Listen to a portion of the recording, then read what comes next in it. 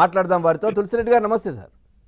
నమస్తే సార్, ఏం చెప్తారు అంటే మామూలుగా చెప్పాలంటే ఒక అంపశయ్యపై ఉన్నటువంటి ఆంధ్రప్రదేశ్లో కాంగ్రెస్ పార్టీని మొదటి నుంచి కూడా మీరు ప్రతిరోజు ప్రజల్లో ఉంటూ మీడియాలో దీనికి సంబంధించి మాట్లాడుతూ కాంగ్రెస్ పార్టీని ఇంకా జీవించే ఉంది అనే విధంగా ముందుకు తీసుకెళ్తా ఉన్నారు మీలాంటి పెద్దలు.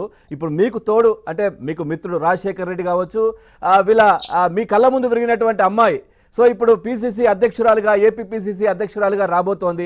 సో ఎట్లా ఉంటుంది? ఏమైనా మార్పులు జరిగే అవకాశం ఉందా ఆంధ్రప్రదేశ్లో కాంగ్రెస్ పార్టీకి సంబంధించి? మళ్ళీ పూర్వ వైభవం వచ్చే అవకాశాలు ఉన్నాయా? మీ విశ్లేషణ ఏంటి? 100% గత వైభవం వస్తుంది, చరిత్ర పునరావృతం కాబోతోంది.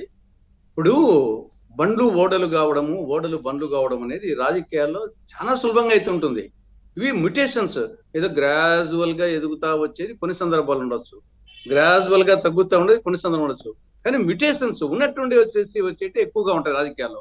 కాబట్టి ఇక్కడ ఆంధ్రప్రదేశ్ లో మ్యుటేషన్స్ జరగబోతున్నాయి. కాంగ్రెస్ పార్టీ అనూహ్యంగా వచ్చేసి అధికారంలోకి రాబోతా ఉంది.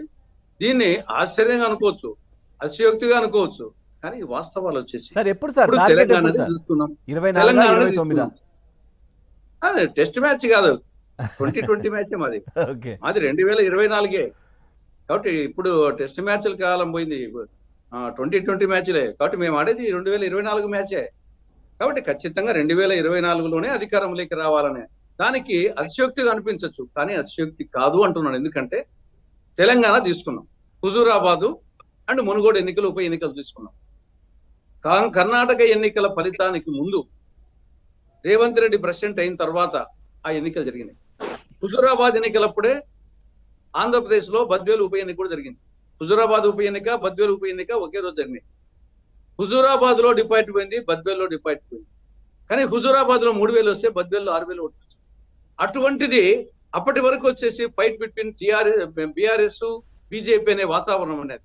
కానీ ఒక్కసారి కర్ణాటక ఎన్నికల ఫలితం తర్వాత సీన్ మారిపోయింది. బీజేపీ పక్కకు పోయి బీఆర్ఎస్ కాంగ్రెస్ అనే స్థాయికి వచ్చింది తెలంగాణలో. తర్వాత వచ్చేసి ఫస్ట్ ప్లేస్ కి వచ్చి అధికారం రావడం జరిగింది. సేమ్ ఇక్కడ కూడా ఆంధ్రప్రదేశ్ లో ఇదే జరగబోతా ఉంది.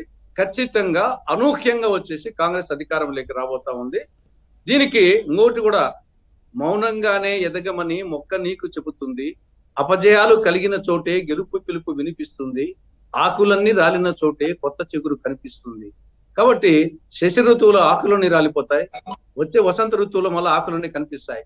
కాబట్టి కాంగ్రెస్ పార్టీకి కంచుకోట ఆంధ్రప్రదేశ్, నెహ్రూ కుటుంబానికి. సరే, ఒక చిన్న గీత ముందు ఒక పెద్ద గీత గీస్తే ఆ గీత ఏదో చెప్తుంటారు కదా ఎగ్జాంపుల్. అదే విధంగా ఇప్పుడు జగన్మోహన్ రెడ్డి చేస్తున్నటువంటి అరాచకాలు కావచ్చు, రాష్ట్రంలో జరుగుతున్న పరిస్థితులు, ఉద్యోగ కల్పన లేదు, పెట్టుబడులు లేవు, నిరుద్యోగులు చాలా ఇబ్బంది పడుతున్నారు, ఎక్కడ కూడా నోటిఫికేషన్లు లేవు, ఇటు ఉక్కు పరిశ్రమ కావచ్చు, లేదంటే అమరావతి రైతులు కావచ్చు, ప్రతి అంశం కూడా అంగన్వాడీ కావచ్చు, అందరూ ఇబ్బందులు పడుతున్నారు. సాధారణ పౌరుల దగ్గర నుంచి, సాధారణ గృహిణి దగ్గర నుంచి ఇబ్బందులు పడతా ఉన్నారు. సో అప్పుడు ఏదైతే రాష్ట్ర విభజన నొప్పి, పెయిన్, దెబ్బ నుంచి ఆంధ్రప్రదేశ్ ఇప్పుడు జరుగుతున్నటువంటి ఇబ్బందుల్లో అది మర్చిపోయిందంటారా? ఇప్పుడు రాష్ట్ర విభజన అంశం అనేది ఇప్పుడు ఇష్యూనే, ఎన్నికల ఇష్యూనే కాదంటాను. 10 ఏళ్ళు అయిపోయింది. ఇంకా శ్మశాన వైరాగ్యము, ప్రసూతి వైరాగ్యము ఎన్నాళ్ళు ఉంటాయి వచ్చేసి. 1977లో ఎమర్జెన్సీ అనే ఒక కారణంతో ప్రధానమంత్రి హోదాలో ఇందిరాగాంధీ ఓడిపోయింది. 85 ఎంపీ సీట్లకు 85 పోయినాయి. కానీ మళ్ళీ 3 ఏళ్లకే వచ్చేసి 1980లో మళ్ళా ఆవిడ గెలిచింది, అధికారంలోకి రావడం జరిగింది. ఇక్కడ 10 ఏళ్ళు అయింది. 10 ఏళ్ళు బీజేపీకి అధికారం ఇచ్చారు, 5 ఏళ్ళు టీడీపీకి అధికారం ఇచ్చారు, 5 ఏళ్ళు వచ్చేసి వైకాపాకి అధికారం ఇచ్చారు. ఏమి చేశారు మీరు? విభజన చట్టంలోని అంశాలను ఏం చేశారు? ప్రత్యేక హోదా ఎందుకు తేలేకపోయారు? రాయలసీమకు, ఉత్తరాంధ్రకు స్పెషల్ డెవలప్మెంట్ ప్యాకేజ్ ఎందుకు తేలేకపోయారు? కడప జిల్లాలో స్టీల్ ప్లాంటు, పోలవరము, ఇవన్నీ. కాబట్టి ఇవి అంశాలు అన్నమాట. ఇప్పుడు ఎన్నికల విభజన ఏ విధంగా జరిగింది, విభజన అంశం మంచిదా కాదా అనేది ఇప్పుడు అవుట్డేటెడ్ కాన్సెప్ట్. విభజన చట్టంలోని అంశాలు అమలు అవుతున్నాయా లేదా, దాన్ని అమలు చేసే శక్తి ఎవరికి ఉంది, అది ఎవరు చేయలేకపోయినారు, ఎవరు చేయగలరు అనేది ఇప్పుడు అంశం. అదే మాకు వచ్చేసి రేపు అడ్వాంటేజ్. మేము వచ్చేసి రేపు అదే ప్రత్యేక హోదా ఎవరు ఇవ్వగలరు? మేము తప్ప. బీజేపీ అన్నా ఇవ్వాలా, మేమన్నా ఇవ్వాలా? ప్రాంతీయ పార్టీ ఇస్తాయా? వాళ్ళకన్నా ఇచ్చే శక్తి, తెచ్చే శక్తి ఉందా? ఇప్పుడు కేంద్రమే ఇవ్వాలా? బీజేపీ అన్న ఇవ్వాలా, మేమన్నా ఇవ్వాలా? వాళ్ళు ఇవ్వమని చెప్పారు, ముగిసిన అధ్యాయం అని చెప్పారు.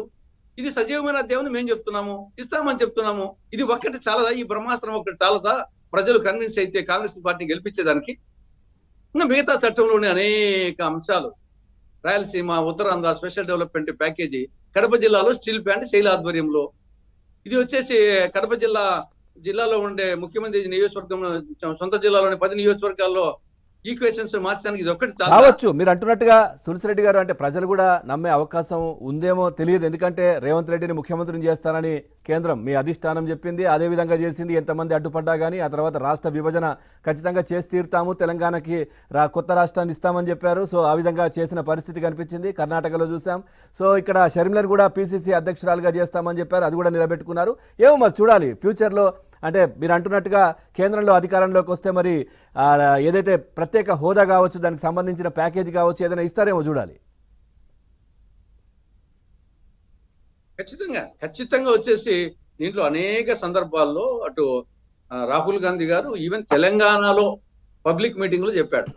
యాక్చువల్గా అక్కడ ఆంధ్రప్రదేశ్ గురించి మెన్షన్ చేయాల్సిన సందర్భం కాకపోయినప్పటికీ, అంటే ఒక కమిట్మెంట్ ఎలా ఉంటుంది కాంగ్రెస్ పార్టీ కానీ నెహ్రూ కుటుంబం కానీ ఇస్తేనే దానికి మేము వచ్చి అధికారంలోకి వస్తే ఆంధ్రప్రదేశ్ కు ప్రత్యేక హోదా ఇస్తామని తెలంగాణ గడ్డ మీద చెప్పడం జరిగింది, అనేక సందర్భాలు చెప్పడం జరిగింది. కాబట్టి ఉచిత విద్యుత్ ఇస్తామన్నా ఇచ్చాం. ఆంధ్రప్రదేశ్ విభజనకు వచ్చేసి సోనియా గాంధీ ప్రామిస్ చేసింది, ఇచ్చింది.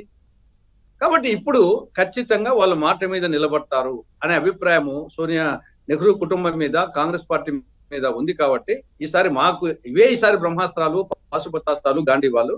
కాబట్టి ఖచ్చితంగా ప్రజలు ఈసారి త్రిముఖ పోటీ జరుగుతుంది. త్రిముఖ పోటీ ఒకటి వచ్చేసి ఇండియా, అంటే కాంగ్రెస్, వామపక్షాలు, ఆపు. రెండవ వైపు వచ్చేసి వైకాపా. మూడవది టీడీపీ, జనసేన, బీజేపీనా, లేదా టీడీపీ, జనసేన వరకు ఉండి బీజేపీ సెపరేట్ గా చతుర్ముఖ పోటీ.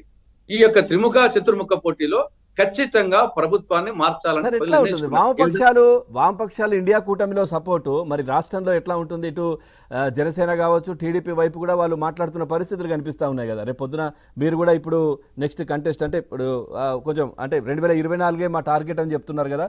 సో మరి వాళ్ళు మీ వైపు కూడా వచ్చే అవకాశం ఉందంటారా ఈ కూటమి ఇక్కడ కూడా? ఇప్పుడు ఒకటి ఆల్ ఇండియా లెవెల్లో ఇండియా కూటమిలో వాళ్ళు ఉన్నారు కాబట్టి అదొక అవకాశం ఉంటుంది. రెండవది ఇక్కడ రాష్ట్రంలో ఈ జనసేన, బీజేపీ, ఇప్పటికీ జనసేన మేము ఎన్డీఏ కూటమిలో ఉంటున్నాము, మా బంధం వచ్చేసి ఫెవికాల్ బంధం అని చెప్పేసి జనసేన, బీజేపీ వాళ్ళు అంటున్నారు. అటువంటి జనసేనకు, టీడీపీకి ఇక్కడ ఫెవికాల్ బంధం ఉంది. మరి కాబట్టి టీడీపీ, జనసేన, బీజేపీ ఈ నేపథ్యంలో ఏం జరుగుతుందో చూద్దాం. దాన్ని బట్టి వచ్చేసి వామపక్షాలు వాళ్ళ ఆలోచన ధోరణి ఉంటుంది. కాబట్టి బీజేపీ అనేది ఆ ఫెవికాల్ బంధము ఏ మరికి ఉంటుందనేది మరి కాలమే నిర్ణయిస్తుంది అతి త్వరలో.